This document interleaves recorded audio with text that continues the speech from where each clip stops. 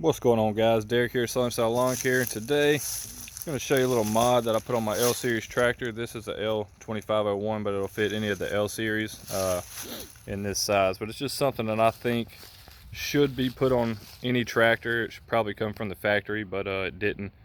So just going to show you some little mods that I put on to help prevent any downtime in the field and any damage to your tractor.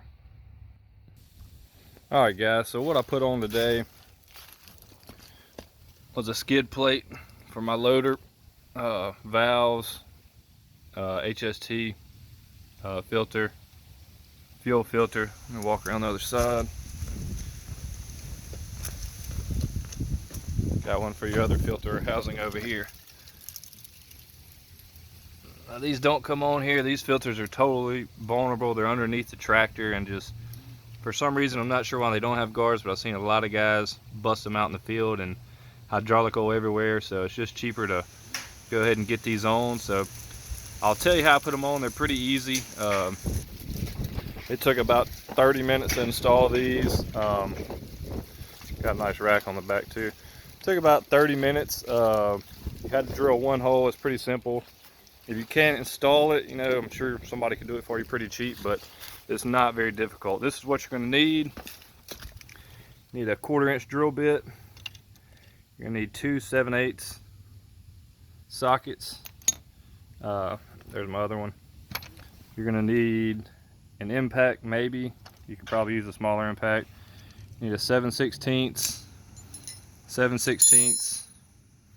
a 10 millimeter, and sorry for this not focusing in, and a 1/2 inch. So I'll just go over how I did it, guys. The one thing I did do with this kit is I cut a nice slit right here, so where you can come in and visually see your fuel filter through there, because you can't really see it. The only change I think they should maybe possibly make on this is maybe hook this and somehow bring a metal plate through here to connect this filter as well, because this filter is still vulnerable. Now you will have to take this off to change your fuel filter. I mean, you could do it from the bottom because it is open,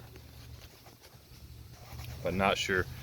So what you do is you take this out. That's me, your 1/2 inch. Let's see, actually.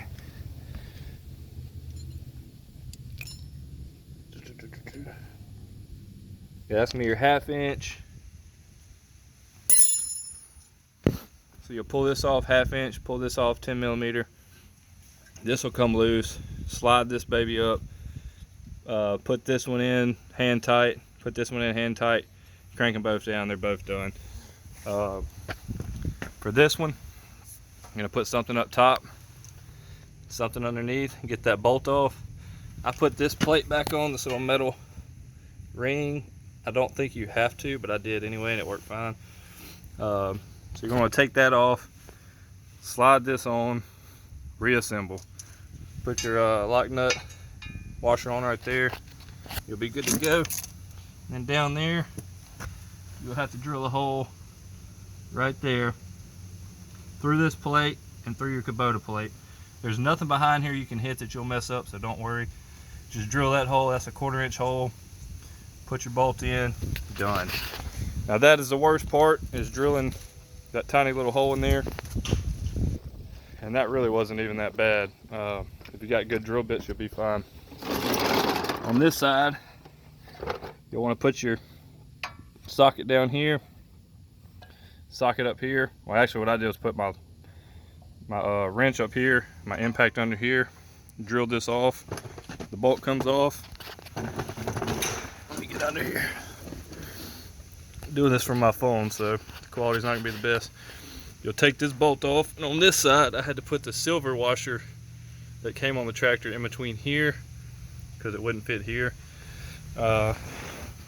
And then on the back side, you've got this part right here that mounts through your existing, there's an existing hole in the tractor, so you don't have to drill.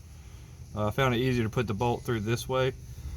So what I did was I put the bolt through, hand tightened it where this was swinging, and then I swung this up. Now this was pretty tight against this bracket. I actually had to shove it up on there, and it probably been this out just a hair, but it worked great. As you can see, covers that filter nicely.